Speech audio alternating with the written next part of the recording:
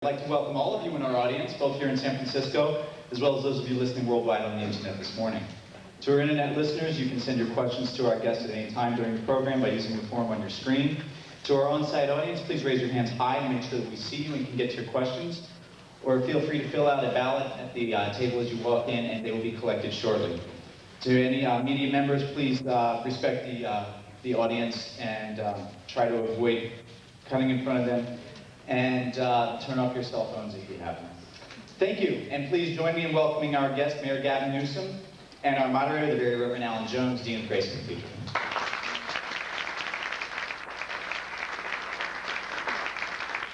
We're very honored to have as our guest today someone who needs really no introduction in this city, Mayor Gavin Newsom. And if you haven't seen the San Francisco Chronicle this morning on the front page, beginning, it's a very good article about the mayor and his never mind. Haven't been so good lately, so I know. Yes. A native of the Bay Area, was born in San Francisco in 1967. That's when I was 27 years old. Upon graduating from Redwood High School in Marin County, he earned a scholarship to Santa Clara, where he graduated with a BA in political science in 1989. Prior to politics, he was a businessman, and then he served on the San Francisco Board of Supervisors from 1996 to 2004. He was on that side of the divide. And then he was sworn in as the 42nd mayor of San Francisco. While a supervisor, he developed Care Not Cash, which reduced the amount of money given monthly to the homeless of the city, and instead aimed to secure housing, and it was put into practice in 2004, and is now known as Housing First. Since the program's inception, San Francisco has experienced a significant reduction in the number of people on its general assistance payroll, and we'll be talking about that. A David Binder's survey last October concluded that Gavin Newsom has an overwhelming 86% approval rating, which for me would be very worrying. God, he must have done something wrong. And last month he was ranked as 5th in the World Mayor Contest, but I couldn't find out who did the ranking. So, but thank you so much for joining us. I want to start off with a very general question. Is that journey from your inaugural address, which you sort of really took on some problems, from that journey to now, January 2006. What's that journey been like, and what have been the bumps in the road, and what are the successes, what are the failures, where do we go? Well, thank you, first of all, for inviting me back, and good morning, all of you, and thank you very much for taking the time to be here. It's been an extraordinary, and I don't want to overstate, but it certainly doesn't deserve to be understated, an extraordinary 24-month journey. In fact, today at noon will mark precisely the 2-year anniversary of this remarkable gift, which is the gift of being able to represent a city that you love so dearly, a city that, as I said to someone earlier, is not a city made up of borders and high-rises and neighborhoods. It's really about an ideal San Francisco. It's so much bigger than that, and from my perspective, it has been an extraordinary journey of exhilaration and frustration. And it's been productive and at times almost counterproductive. And I think you realize quickly that you're one person and that it's very difficult and challenging to do the things that you want to do in the time frame you want to do them.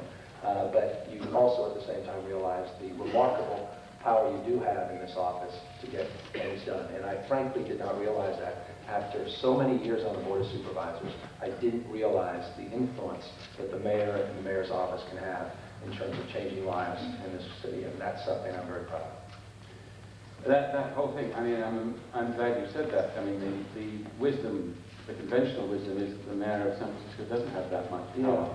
Yeah, it's an excuse. And it's a bad excuse. And you know what? If I start using it, see right through it. It's transparent. Because it's not true. I mean, you hardly should ever be expected to solve every problem in the city. That's absurd. Then again, you should have a great expectation of what a mayor can do, because you need to challenge that person. And I will hold myself accountable Probably more so that you will hold me accountable to reaching that challenge, knowing full well that it's difficult. But that being said, you have the remarkable ability. You have a $5.3 billion budget. That's bigger than probably 24 states in the United States of America. We're a city of less than 800,000 in population. We have 26,413 or so employees. That's remarkable. There's really no excuse. So when we start making excuses, you should question that. And I hope not to make too many excuses, at least in the next 2 years. I'm impressed because you said in the paper today, you, the mayor, are responsible for the problems, and you can't pass the buck. I don't want to sort of help you out too much. I don't think that's completely true, in that there's a sort of hierarchy of responsibility, not least the electorate itself, and the notion, the way we play politics in this country is project onto the people we elect enormous burdens and then clobber them when they don't come through them. So I'm a bit down on the electorate as well as on politicians. So I would think what about that working relationship with the Board of Supervisors? It's been actually remarkably good, and I think it's probably the big surprise in the administration. I think there were few people that thought it would be the kind of partnership and not the divide that it once was. And I don't know why that's the case, except that we spend time together. And I think more than anything else, you can agree to disagree, but when you build trust and you're respectful and you're honest, you can work across your differences. And I think that was exampled by the fact that for the first time in 7 or 8 years, we had unanimous support for the budget, 11-0 on the Board of Supervisors. That's a remarkable accomplishment when you consider that every year prior, almost without exception since I've been in elected office, that had not been the case. And so if we're able to put politics aside on the most important document, which is the budget, then I think that portends some good things. Now, don't get me wrong.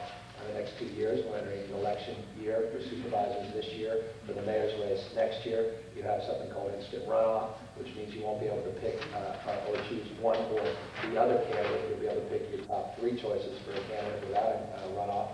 And there's most likely going to be public financing of the mayor's race, which means that there'll be a lot more people running than perhaps in the past, with a lot more money than they have in the past. And so I'm not naive to that. I'm not naive to the rumors of many members of the Board of Supervisors that are already looking to run for mayor, and dozens of people in the community meeting with consultants ready to quote-unquote take me out. And so I know the dynamics can change rather quickly, and I should expect the success in the first 2 years and the second 2. You mentioned, and we let it go in passing, this $5.3 billion budget for a small city, and how outrageous that is. Surely if somebody like you were to fix it, you'd be politically dead within 5 years. Yeah, and there's been moments where I thought that would be the case over and over again. So I might as well tackle it. There's a great myth to the budget as well. I mean, it's a huge budget, of course, but this year, less than $1 billion will be available to the Board of Supervisors and the Mayor's office. That's truly discretionary. The rest is locked in. There's nothing you can do about it. The general fund is about $2.4, $2.5 billion. Half of that is discretionary, and of that portion that's discretionary, therein lies everything that we prioritize in the city: health and human services, disproportionately, public safety, recreation parks, the ability to clean the streets, etc. Those are the things that we expect more of from the administration and more of from our elected family. And that's where our hands are truly tied. So while the budget is huge, most of it is without any real influence from the mayor's office or the Board of Supervisors. And there's nothing you can do about that? Well, you can. You can get rid of the baseline funding we've done for children's services. But I'm not sure many of you oppose to that. You can get rid of the baseline funding for libraries, though I'm not sure how many of you oppose to that. You can get rid of baseline funding, or at least minimum staffing, for police officers, and I'm certainly going to be surprised if many of you support that, considering what's gone on with our homicide rate in the last few years. You can do the same with Muni, and all of you who are sitting there saying, well, I've been on Muni in the last year, and it's not the same system it was 2 or 3 years ago. I'm really concerned about it, and so you most likely would oppose that. Well, therein lies the vast majority of the baseline set-aside funding. And I can tell you, every year, the Board of Supervisors proposes more set-asides. And at a certain point, it becomes absurd, because then you just say, well, there is no point to managing the city's budget, or in that matter, in turn, bureaucracy, because the dollars really direct the policy in so many respects. And I think it's easy politics to do that. And it sounds very good. Are you opposed to children, or are you for them? You're dead. If you say, well, I'm opposed to the Senate, well, you're opposed to children. So it's something we have to be cautious of. Next time you see set-asides and baseline funding, don't get me wrong, I did the Muni initiative, sponsored Prop B, because Muni was certainly off track a number of years ago. And I think it's a much better system because we try to depoliticize it, and we try to set aside the funding in the proverbial lockbox. But I think we've done enough, and we should do more. We have too many city employees? I think we do. And we need to disintermediate. We need to look at the intermediaries. We've got to look at the layers of bureaucracy. I don't think we have enough people sweeping the streets, but I think we have enough people, or too many people managing the people sweeping the streets. Therein lies the challenge. Now, the burden is you can't hire someone in city government, let alone fire them. There's a great myth that you can just sort of have these sweeping changes. It takes upwards of 6 months minimum, at times as much as a year, to hire someone, even though you have the money set aside, to hire them. Then the new year comes, the budget's changed, and you don't need them anymore, or something dramatic has changed, and you don't want to have just one. You may need 2 or 3 people to do that job, or vice versa. So that's why we're working on civil service reform. When you hear the word civil service, that's what civil service to me represents. We've made some progress. We've got a lot more work to do on fundamental reforms in civil service. And it's important. It's not glamorous. It's certainly not sexy. It's not going to generate headlines, except when there are protests from my friends in labor out front, so there's controversy surrounding it. But it's incredibly important because it's a tool of governance that needs to evolve, because the civil service system was put into place literally at the turn of the century, 1900 rather, not this new turn of the century. And we need to evolve. What did you lose most in the last election with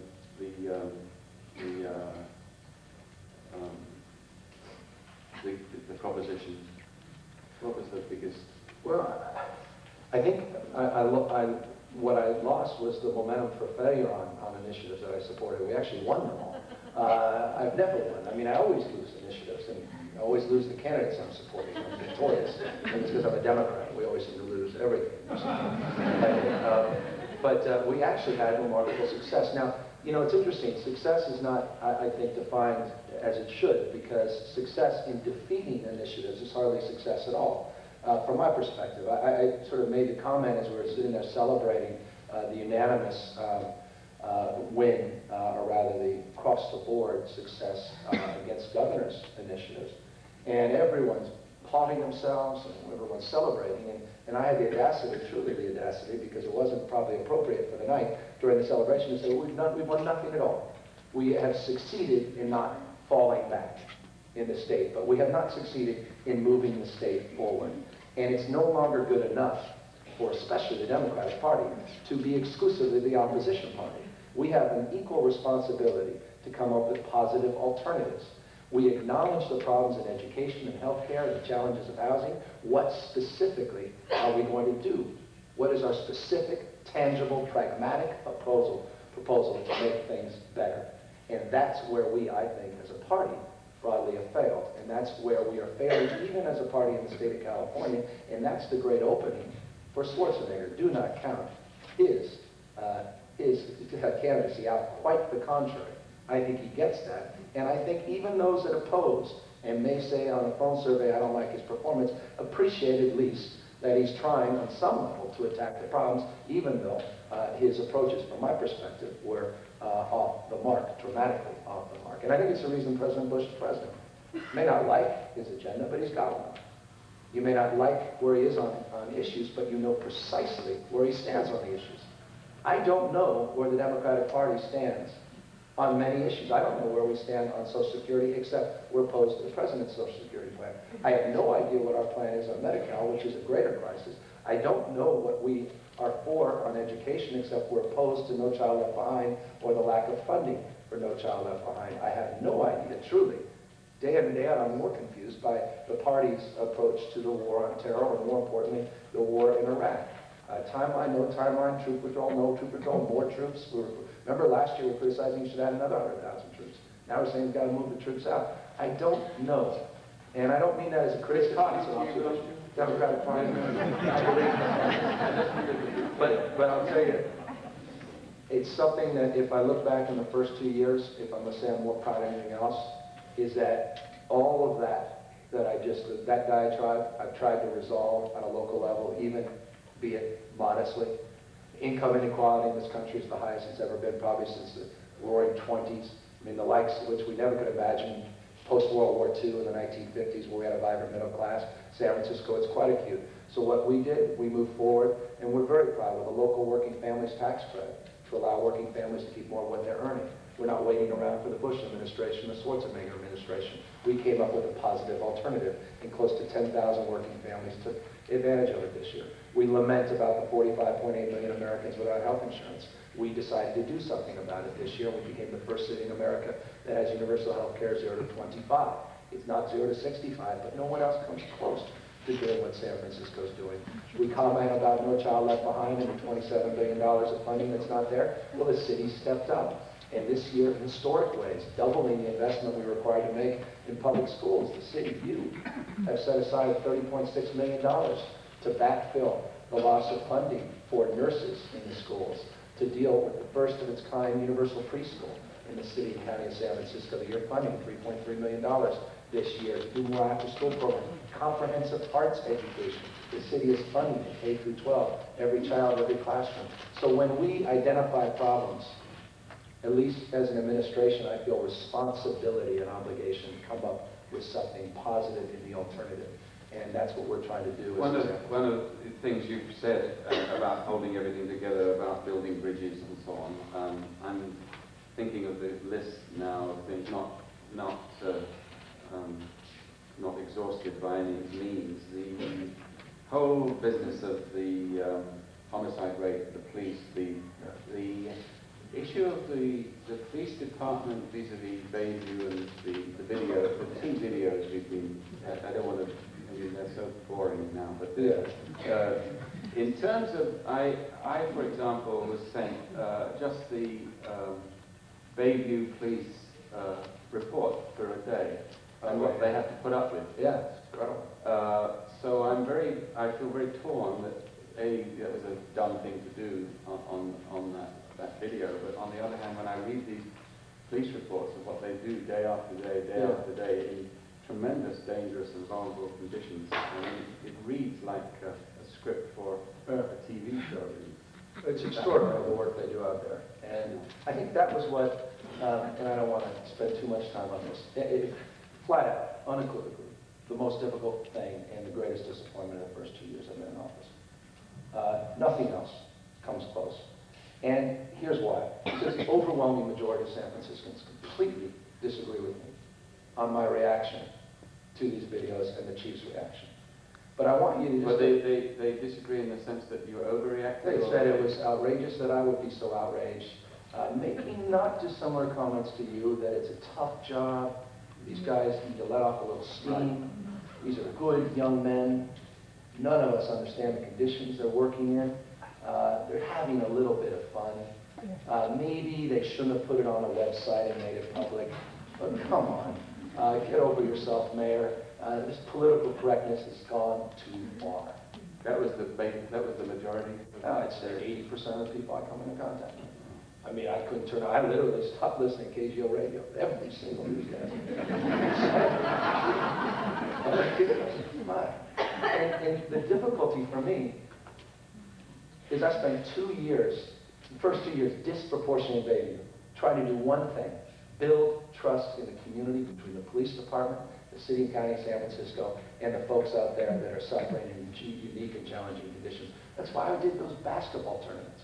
People said, what, it's just trivial. It wasn't. It was 3-on-3 tournaments with police officers and, yes, members of gangs, members of the community, most not gang members, to build trust. I went out there and I said, you guys, you gotta help me with these homicides. You know who killed Emil. Everyone does. The police do, I do, the mother of the victim knows. But you have to come forward and tell us what you know. He said, we don't trust the police department. I said, all right, we're going to add more money to the confidential tip line. We're going to add more money for victim relocation. Because if you do come forward, we're going to get you out. They said, we don't trust you. Culture's changed. And here I am telling 8, 9, 10, 11-year-olds that they need to be helpful, to say who killed their cousin. And then they see a video or hear of a video where there's an ad for Pepto-Bismol, and it says Bayview Bismol, and it says in the commercial, this is supposed to be fun and games in Bayview, it says, use as needed to deal with screaming black males. That's, to me, not funny. Or a white officer driving in uniform with a gun on your dime, making a video in portrayal saying, these people don't give a shoot, I won't use the right word, about their lot in life. They are ignorant and uneducated.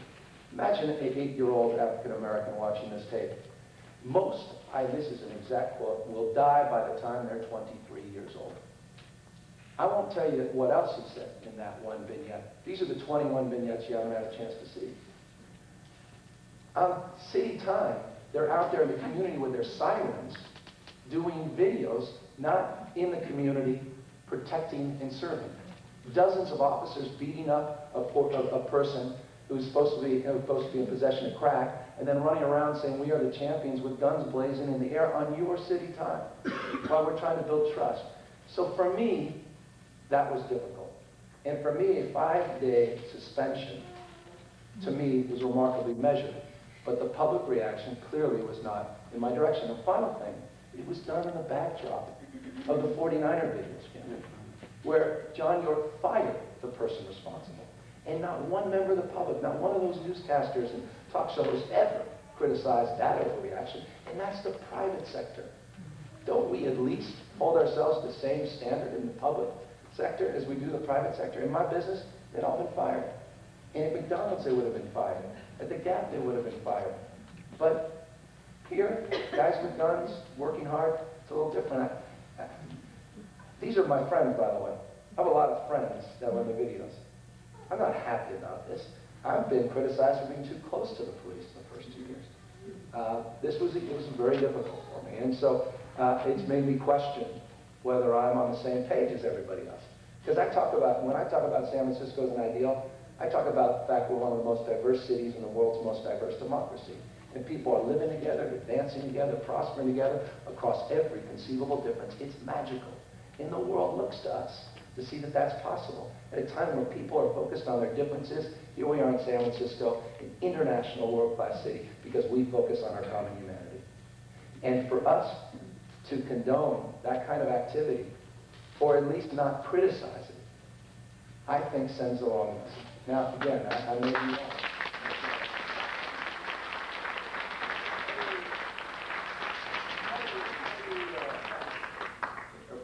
One of them passion statement. How do you account for that 80% then in a city like San Francisco? I mean, what's going on? Is it the fact that people are so worried about chaos and violence on the streets that they would tolerate? Yeah. Is it the stability issue is so high in people's minds? Security and stability ranks higher than morality? Or I haven't been able. I'd be more curious what everyone else thinks, but I think there's something to that, and I get that. Hey, in the backdrop of crime not increasing, homicide is increasing. That's a difficult time to have that conversation. And so I think there is some truth to that. And obviously the backdrop of what's going on in the world. We have a modest but wonderful presence in Bayview, which I think you know about, with our colleague Nina Pickerel, who has an amazing ministry of giving out 150 bags of food every week and books to children, and it's growing and so on. So we have a really strong interest in what happens in Bayview, and I think that's the other side of it, is to build up that community and give it confidence and show how much we do care. Well, we're not going to change anything if we continue to do what we've done.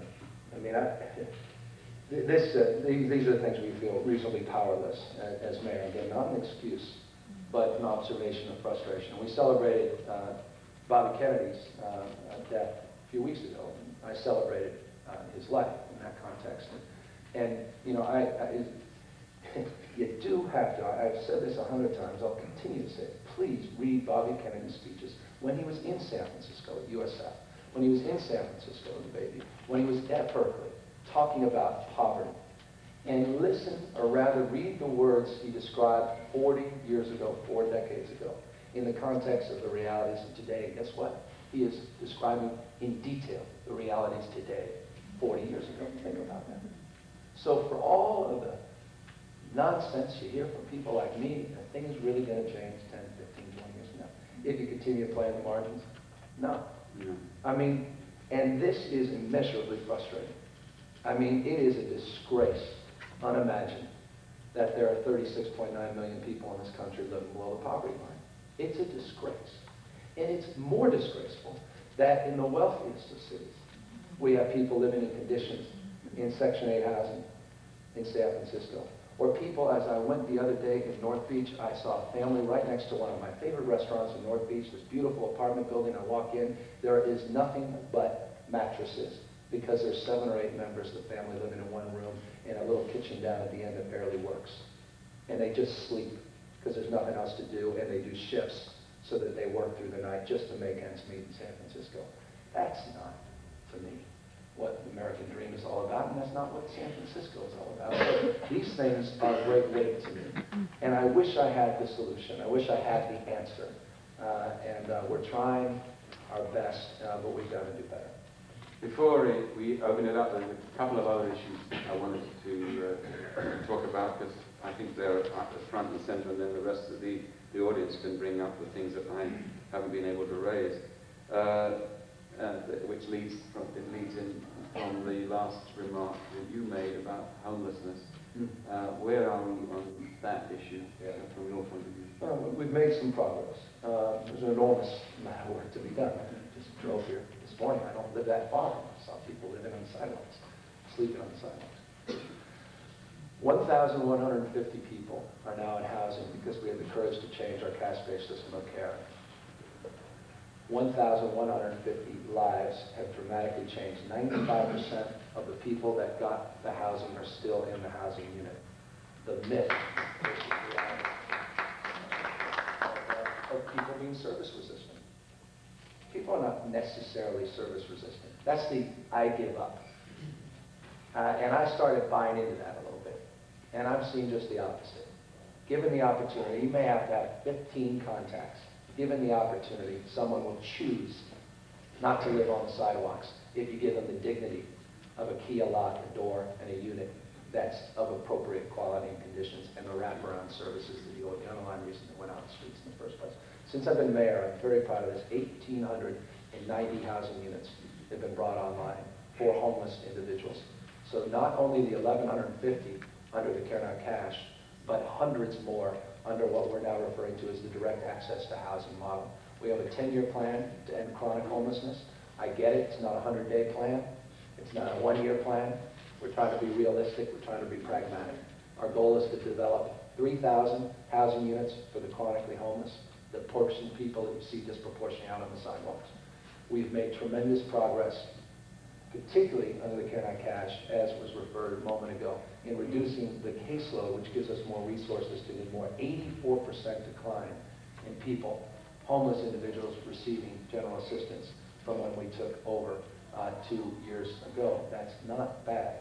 We have had a program called Return to Residency, which has been so successful that now 910, this is the number I got on Friday, 910 people have been reintroduced to their families outside of San Francisco. And by the way, that was not an easy program to put into place, because the notion was you're just kicking homeless out of San Francisco, giving them one-way tickets on Greyhound, out of sight, out of mind.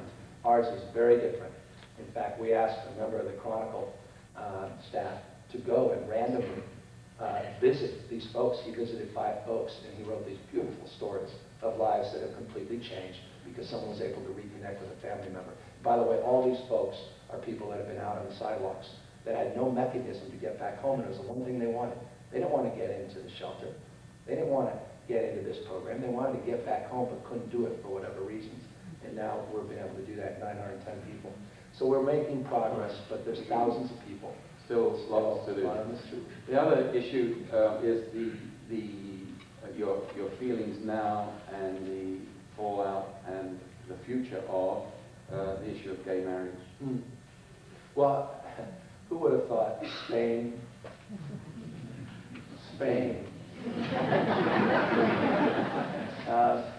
Robin Williams, this is a horrible thing to say. Actually, I didn't say it. I was at the Google announcement yesterday, and Robin Williams did a skit, and he couldn't help himself when he saw me in the audience on gay marriage, and talked about Elton John just getting married in England, and I'll leave it to your imagination what he said. There's one queen, now there's one.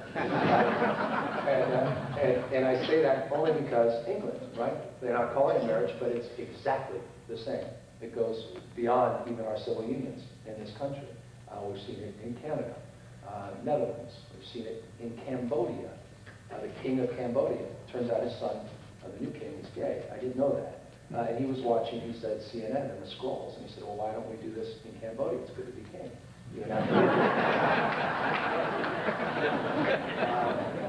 So we're making progress. A Catholic, practicing Catholic, Republican Pete Wilson appointee on the San Francisco Superior Court adjudicated, as we had hoped, that the Constitution of the state of California does not allow discrimination on the basis of sexual orientation in the context of marriage. And now that's going to the California Court of Appeals this year. And ultimately, we think the Supreme Court at the end of the year. And if it tips in California, and it will be very close, and I think it's going to be a 5-4 decision. That's my gut. I may be dead wrong. It will be a split decision. That if it tips, this is going to be dramatic.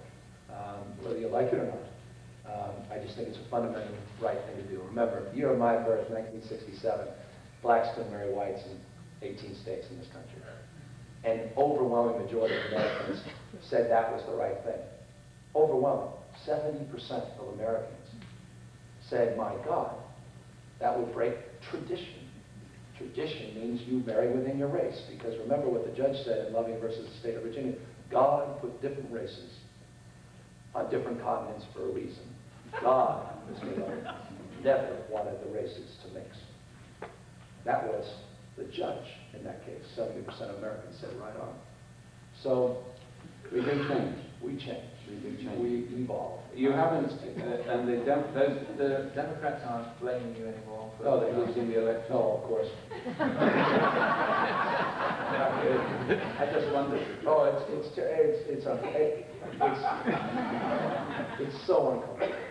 It really is. And you know, hey, I'm not naive to the issue. I mean, remember, the issue was coming down anyway in the Goodrich case in Massachusetts, where, by the way, you know, I joked. I said, you know, the sky didn't fall in. You know, New England Patriots won the Super Bowl. Red Sox won the World Series a year and a half ago, in spite of the fact that the men were marrying men and women.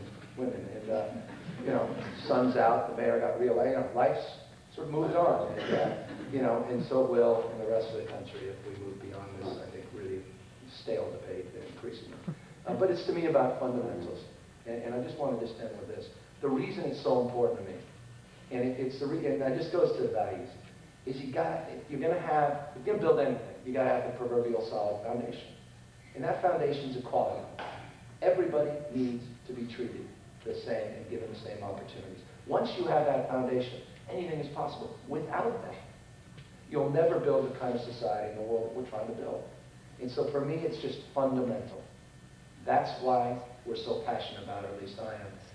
And that's why so many others are passionate about it. And it's just, to me, the right thing to do. And again, I may be wrong, but for me, it feels... Okay, absolutely the last.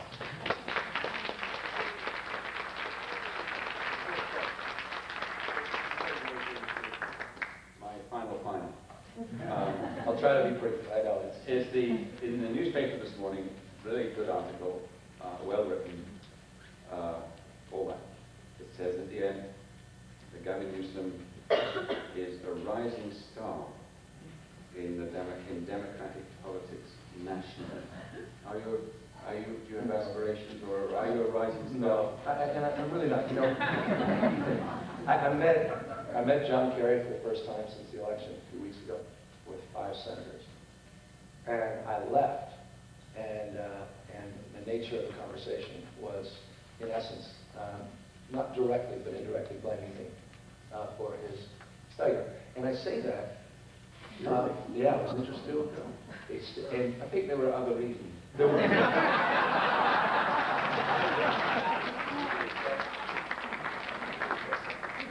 that was the nature of the conversation.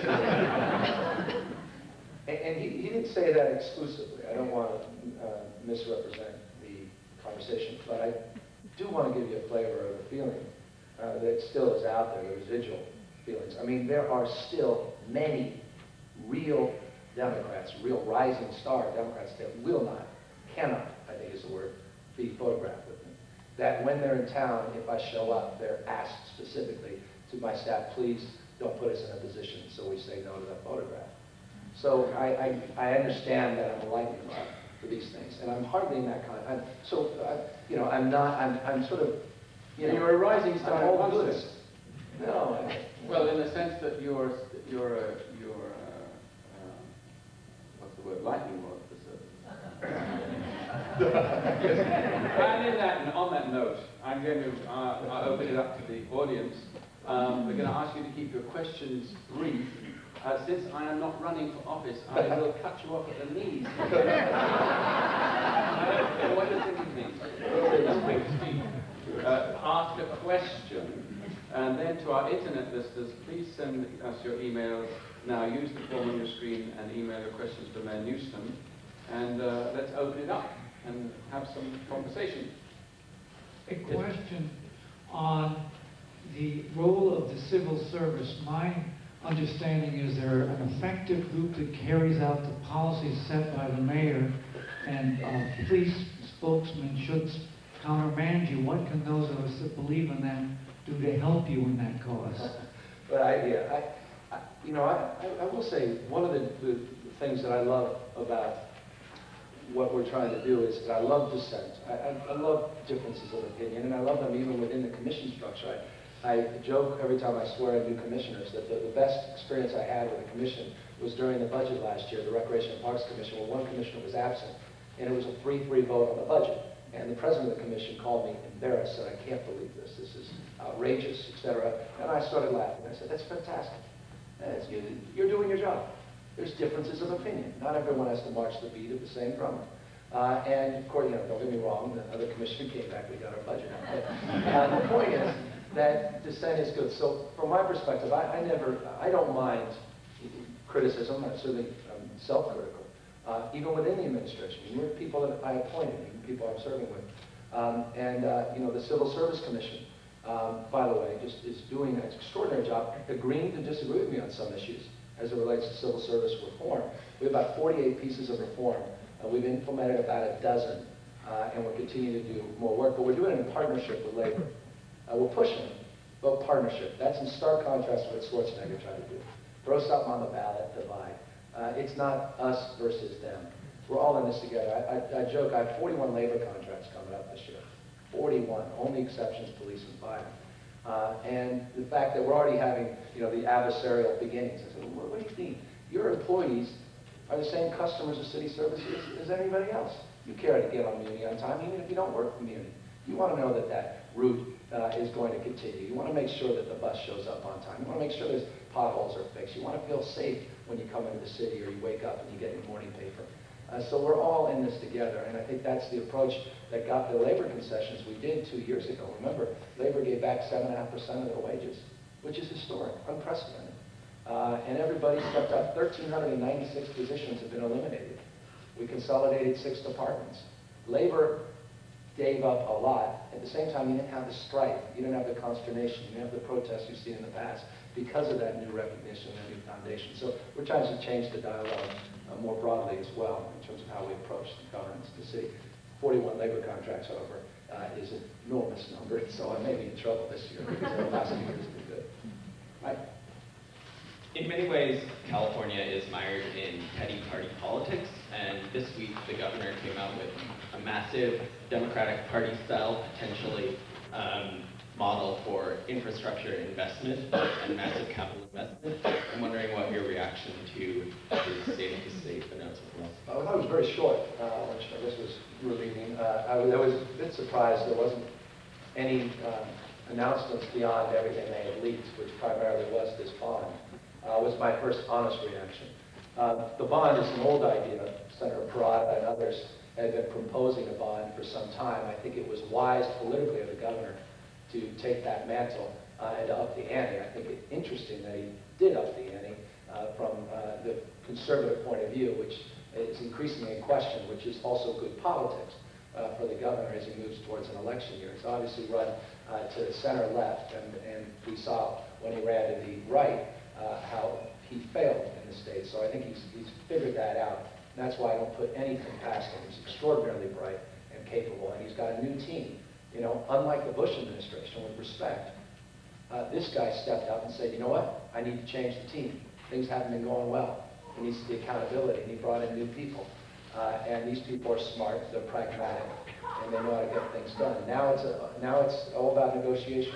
Senator Parada will negotiate, probably get some transportation dollars in there, housing dollars in there, so it won't be exclusively a bond in the image of what the governor wants. And I think everybody will be a beneficiary for it, but someone's got to pay for it. And let's not be naive. This is an historic amount of money. And there's going to be a tax, indirectly or directly, in order to pay for it. Interest creates interest payments, meaning you have less money for other things, which means counties raise fees, which is a tax. Do not think for a moment there haven't been huge tax increases since Bush came into office in this country. In every city and every state in the country. How much more are you paying right now to get on a cable car? It's $5. How much more to get on a meeting? How much more to use your recreation facilities, not just in San Francisco, but every city in the United States of America? How much more to get child care in this country? How much more to get health care, everything else? So there's a direct impact of those decisions. We're not going to raise your taxes, which is nonsense. We'll just raise your fees, which is another way around tax increases, and that's what ultimately will happen. So he's misleading you when he says this is not a tax and everything costs. It is indirectly. Someone has to pay. We have a question over the internet, an impossible one. It says, what would you do if you had the New Orleans Police Department to deal with? We don't have problems, do we? We do have, let me just reinforce very briefly, we have an extraordinary police department. It's one of the more integrated departments in the country. We've got great people. And as I said, a number of them I mark as friends when they're not in uniform and spend time with them. Really good people. And it is an extraordinarily challenging job. But it doesn't mean that we shouldn't be accountable for bad behavior. Good.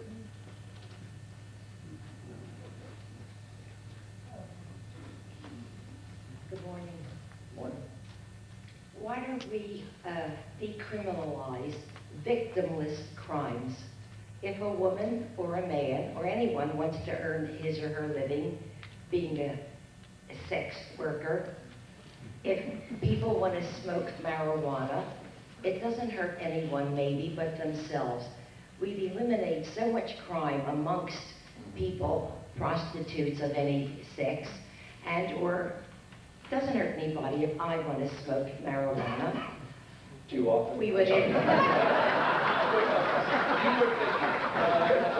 It's okay. But we certainly would empty the jails, and I think that we should put our efforts into bigger crimes than those.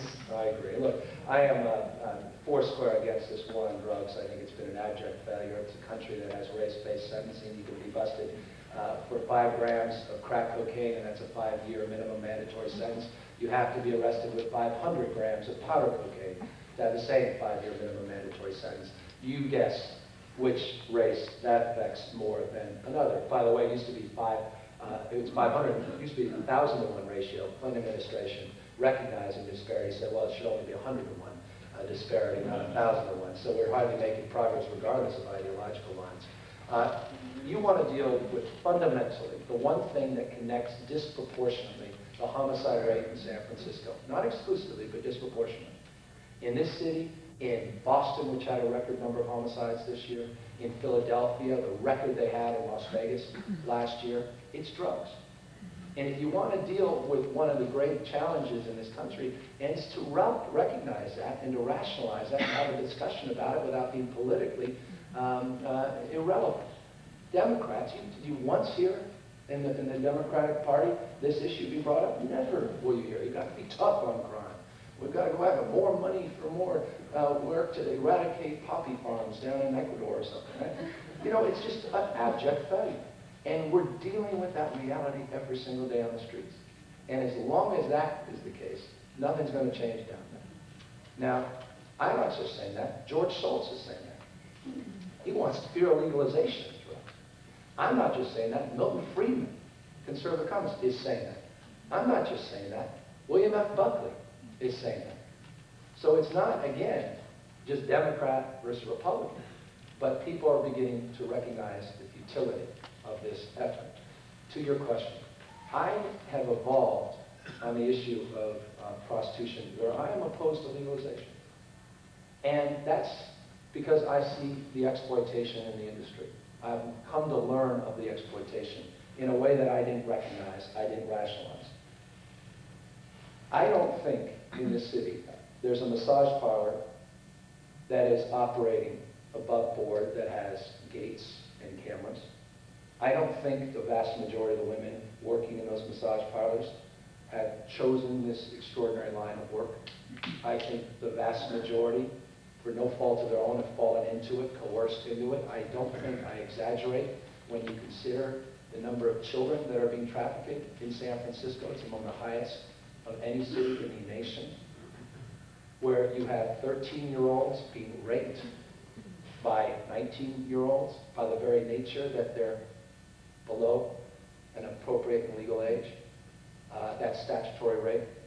I don't think that the people that were released from custody, that were Korean, that were in the basement below the floorboards in a massage parlor on the west side of town, came to this country because they chose this. And I don't believe the reason that they did not testify against the people that brought them, based upon the fact that their family members would be at risk back at home, suggests anything differently. I have a hard time reconciling that. And so I do see the exploited nature. And I'm very close with Norma Hotelling of an organization called SAGE. And she brought me in a room with about 15 or so prostitutes, and they explained their life story. And I walked out after 52 tissues of paper, because I just couldn't even hold it up. I was faking it, and just broke down, completely changed my mind. The rapes, the abuse, these guerrilla pimps that come into San Francisco, and they're taking, young girls that are at the bus shelters, these folks that are missing, they're throwing in the back of cars, they're drugging them and raping them over and over again, and they end up in a city, they don't even know where they are, and they're out there being used as pawns day in and day out. That happens in this city. That's the reality. And so, while I want to glamorize the pretty women aspects of it, I have a very difficult time based upon the realities of the girl walking into 1001 at 3 in the morning who's most likely a heroin or methamphetamine addict, who's out there not because she wants to be, because she has to be. That's not easy. So it's a tough one for me. I want to just add a small thing, a theological comment. Bring it back. And it's part of the myth of the liberal side of things. There is such a thing as a private act. There are acts that we do in private, but what you do with your body, what you do in private with your body has a social impact. And that we have some interest in that. It's not that we have it totally, but the notion that what we do behind closed doors doesn't make any difference is a myth. Now, I'm not saying that then we go to the other extreme, but it's a very, very hard issue that we are social animals, and that what we do has this profound impact on everybody else. Yeah, Dr. King talked about the web of mutuality. We're all bound together by the web of mutuality, and to the extent that theological, the Bible teaches us we're many parts but one body. We are truly interconnected, and so I do agree with that. And I believe that's an important foundation and principle. to which we govern, and that's the extent of my separation, lack thereof, church and state. Good. Mayor Newsom, thank you for being here. Also, I would like to ask about a comment Jane Jacobs, the author of the book on livable cities, said when she was here in San Francisco that zoning is the biggest impediment or barrier to making a city livable. Do you have any comment on that?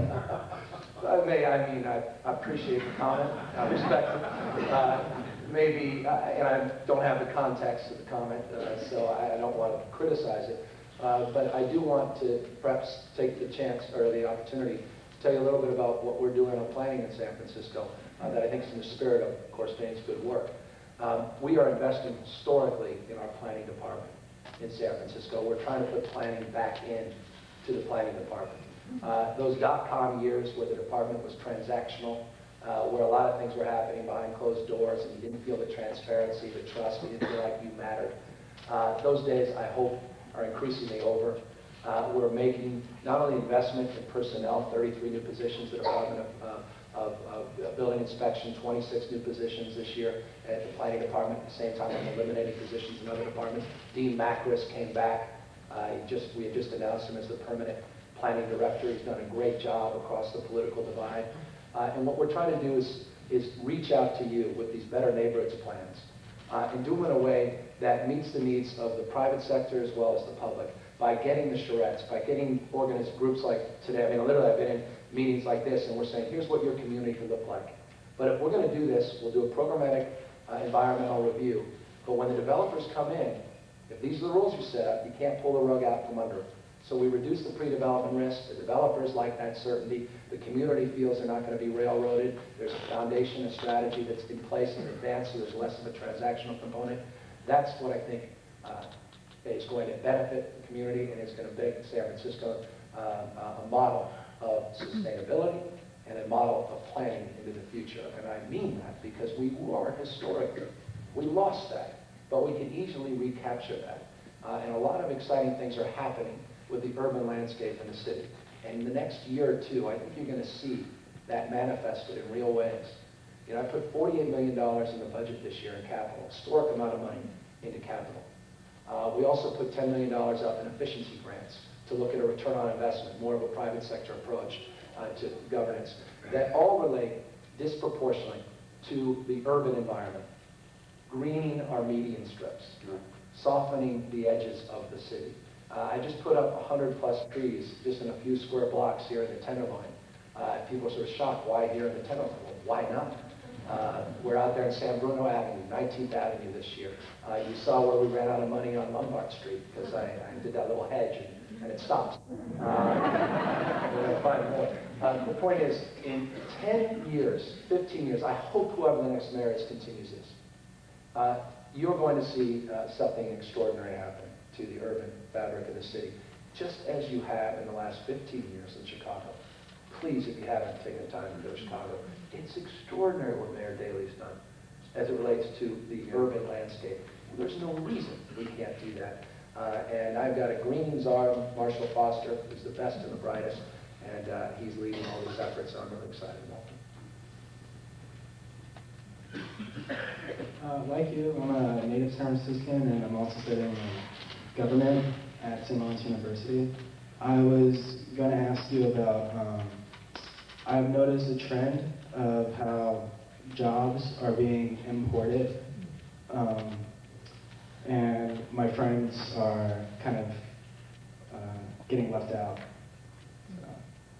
Well, it's interesting. And the flip side of that is the offshoring and outsourcing that we're experiencing, not only in this country, but even in San Francisco. This is interesting. I got some new numbers. Just about 15 years ago, there were 48,000 or so manufacturing jobs in San Francisco. Today, there are less than 30,000.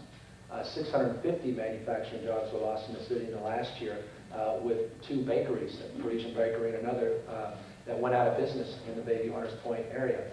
If any of you think that this trend is going to change, I would argue strenuously that you just need to cut on a plane and get over to China, go to Shanghai, go to Beijing, spend some time in Ireland, spend some time in a renewed EU, for that matter, some of these former Eastern Bloc countries, As Thomas Friedman has taught us in the wonderful book, The World is Flat, the world is indeed flat. You can put up all the dams you want, but I believe the dam to globalization is first. And we can restrict all we want. It's ultimately people are going to find their way around it. And so that's why in San Francisco, we have focused on 4 pillars of our economic future, very strategically and very pointedly. If we're going to compete in this new global age, where it's not only countries competing countries, it's regions competing regionally, as we discovered when we went after the Stem Cell Institute with 20+ cities that tried to get that institute into their cities, that we need to be on the cutting and leading edge, because it is a global contest now for talent. It's about people at the end of the day. And so wait for us to succeed in the future, to have that quality of imagination, to be that innovative economy that we have been in the past, and we currently are. But to have that into the future with this now competitive environment, I think we need to focus on biotechnology, life sciences, and nanotechnology. I think we need to take advantage of the opportunities that come around stem cell discovery and the research institute that are in the city. I believe very strenuously that we have an opportunity to become the digital Hollywood and digital media fields because of Lucas coming into San Francisco with Wild Brain and Orphanage and these other incredible digital media companies. And we have an opportunity to lead this country, and for that matter, the rest of the world, on the sustainable economy, clean technology, to focus on photovoltaics and solar and wind and alternative fuels. And to that end, we have advisory committees for all of those pillars. We put together a series of tax incentives. Do you know there's been 3 tax cuts in the last 2 years, no tax increases? In San Francisco, we have a bio-tax credit. We have a green tax credit that I just signed. And we have that working families tax credit that I mentioned before. We have 3 biotech companies. Last year, we had none. We have the opportunity with this REIT called Alexandria. It's building 2.1 million square feet in Mission Bay to build out a space, world-class space for more biotech to return to Mission Bay. Almost 6 million square feet already zoned life science space at Mission Bay. 43-acre UCSF Mission Bay campus site. The proximity right there with the Stem Cell Institute. We have so many attributes. We have unique partnerships now, Bridge to Biotech with the community college system. We did a digital sister city with San Francisco State of digital media. We're doing some extraordinary and exciting things. And finally, the one overlay to all of this, reinforced by my 18 hours or so in Vegas at this computer electronics show, is the importance of wireless technology, broadband access for San Francisco. We want to be the first major city in the United States to have Wi-Fi. And the reason that's important is not only to deal with the digital divide, but all the extraordinary opportunities and the realities now that will come with wiring this city, or rather unwiring this city. And I feel very strongly that if we are able to achieve this in the next year, that will really put us front and center in this new global economy, and really, I think, secure San Francisco's image, in many respects, portend a very positive future for San Francisco. So those are just some areas of focus. We have to...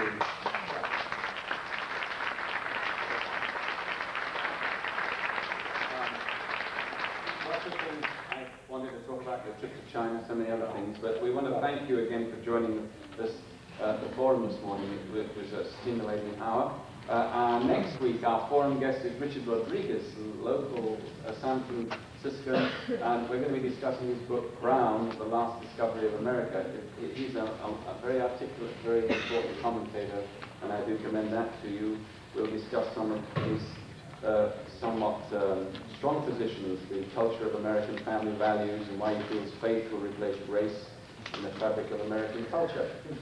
And we want to remind you that GraceCom relies on your support for the forum so we can put it out on the internet. So please make a gift of whatever you can afford, or actually more than you can afford would be better. Our webcast listeners can click the Support Us link at the top of your screen. As always, we remind our on-site audience that you're welcome to come upstairs for the 11 o'clock liturgy. Grace Cathedral is proud to be known as a house of prayer for all people, without exception. And Gavin, our Mayor, thank you so much. And we'll see you next time at the forum.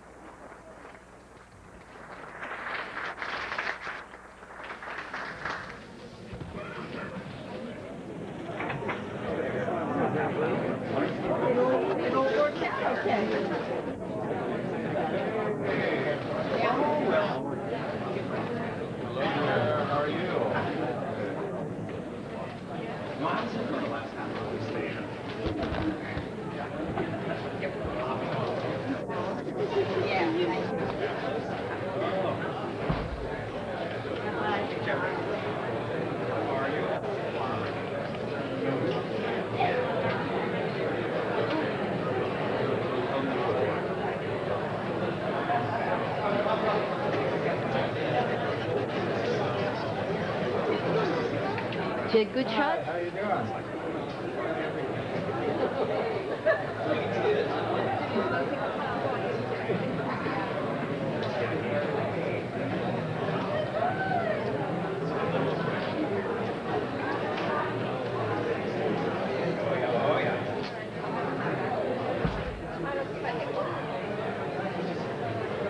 Are you going to send those to the Chronicle?